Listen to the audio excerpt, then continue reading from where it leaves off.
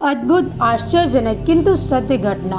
Advocate Shivaji Rao वाल्के Pune Maharashtra अपना अनुभव बताते हुए कहते हैं, मिशन से जुड़े हुए मुझे लगभग 14 वर्ष हो चुके हैं और इन 14 वर्षों का मेरा जो जीवन रहा वह उत्साह और प्रसन्नता से भरा रहा है। परंतु उसके पूर्व का जीवन कष्ट कठिनाइयों से गुजरा था।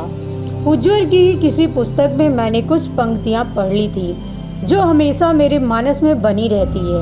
वह पंक्तियां थी, जीवन कल्प वृक्ष की तरह असंख्यों सत परिणामों से भरा पूरा है, परंतु उससे लाभ तब मिलता है जब उसे ठीक तरह सादा संभाला जाए। इन पंक्तियों ने मेरे विचारों भावनाओं को ऐसी दिशा दी कि जीवन धन्य हो गया।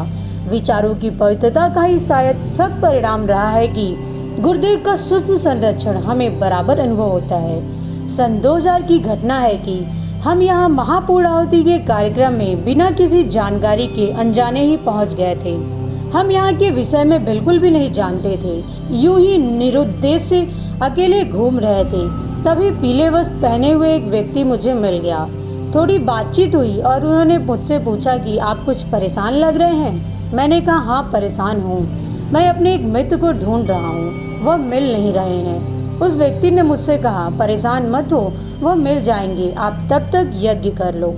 हमने कभी किसी यज्ञ में भाग नहीं लिया था, कोई जानकारी भी नहीं थी, लेकिन उनके कहने से हम यज्ञ में शामिल हो गए। यज्ञ करने के बाद हमें बड़ी ही शांति मिली। शाम तक हमारे बिछड़े हुए मित्र भी मिल गए। मैं यहाँ से घर जाते समय गुरुदेव का एक चित्र लेकर गाँव चला गया। वहाँ जाने के बाद मुझे पता चला कि पुणे में गायत्री परिवार के कुछ लोग हैं। वहाँ पंचगुंडी यज्ञ हुआ तो उसमें शामिल हो गया।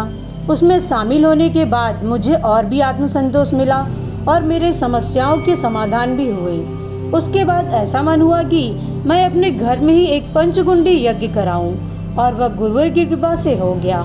जो व्यक्ति गुरुदेव गायत्री परिवार के विषय में कुछ समय पूर्व तक कुछ नहीं जानता था, उसे गुरुदेव ने अपनी अहेतु की कृपा से सराबोर कर दिया। जीवन में अनेक बुराइयां थी, मांस इत्यादि खाते थे, अब वह धीरे धीरे दूर होती चली गई। सन 2000 का यज्ञ तो हम हर की पौड़ी वाले क्षेत्र में करके चले गए थे, किंतु शांतिकुंज के विषय में हमें कोई जानकारी नहीं थी। वहीं अपने पुणे में ही गायत्री परिवार के एक परिजन ने कहा, अरे आप यज्ञ जप सब कर रहे हैं, आप शांतिकुंज अभी तक गए हैं या नहीं? मैंने कहा, मैं तो शांतिकुंज का नाम भी नहीं जानता।